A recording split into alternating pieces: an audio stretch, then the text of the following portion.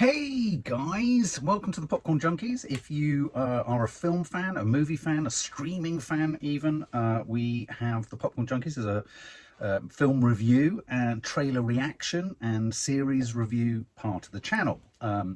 We've done loads this year. Obviously, Vlogmas has kind of overwhelmed things. We do a weekly movie news show, which will be kicking back in the week between Christmas and New Year's. And as I say, we react to trailers, but we do the sort of lower budgeted, the more indie sort of ones, as well as the kind of superhero, tentpole kind of franchise stuff as well. So this is a reaction to the proper trailer, the first proper trailer for the film The Whale, which is directed by Darren Aronofsky. He of Black Swan, he of Pi, he of, was it The Mother, The House, about the house with Jennifer Lawrence? I think it was. He's an interesting director. He's a complex director, and he's a very creative creator. Now this film stars Brendan Fraser, and Brendan Fraser plays a gay father who is estranged from his daughter.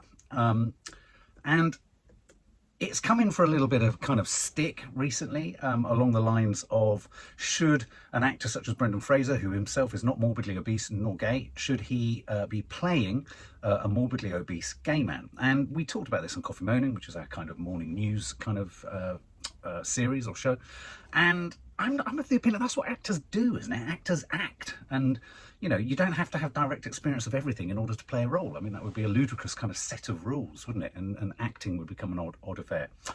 So I think Brendan Fraser's great. He's been getting plaudits, and he's been winning awards, and people have been standing and giving him ovations for 10 minutes on end at the Venice Film Festival, Cannes, all that kind of stuff. And I think he's hotly tipped to walk away with this year's Best Actor Oscar.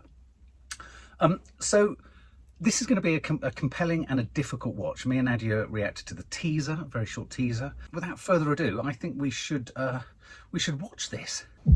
I know these rules can feel constraining, but remember, the point of this course is to learn how to write clearly and persuasively.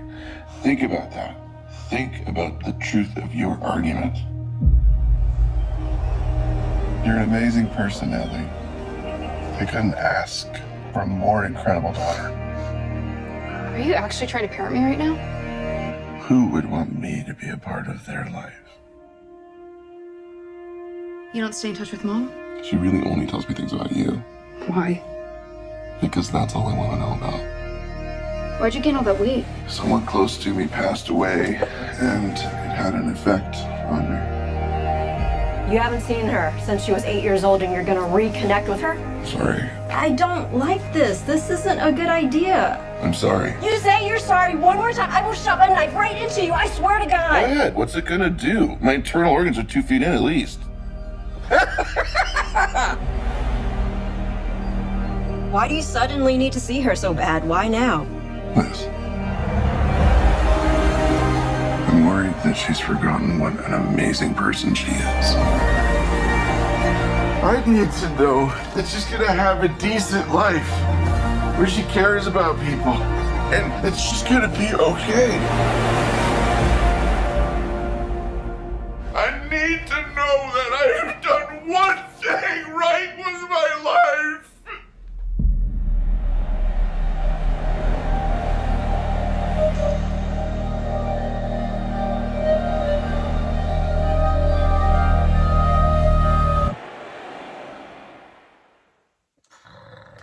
Jesus Christ. Well, what a trailer. I mean, that was really building, wasn't it, to that final moment where he desperately wants to know he did something meaningful with his life. You would have to be made of granite, especially as a father, to not be moved by that. And I think that's what's interesting about this, is yes, his condition and his set of circumstances are potentially unusual, though not that uncommon, but unusual in terms of his physicality and his conditions and what have you.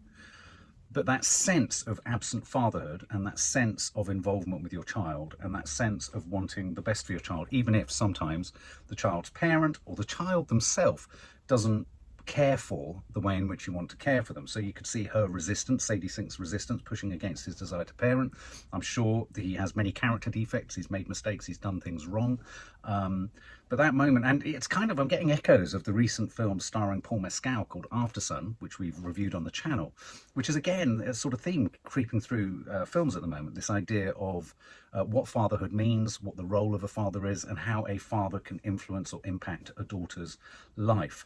Obviously, you know, I'm a father to 4 daughters, so, you know, I know the horrors of those relationships and the joys of those relationships. They're difficult. To quote Game of Thrones, war was easier than daughters.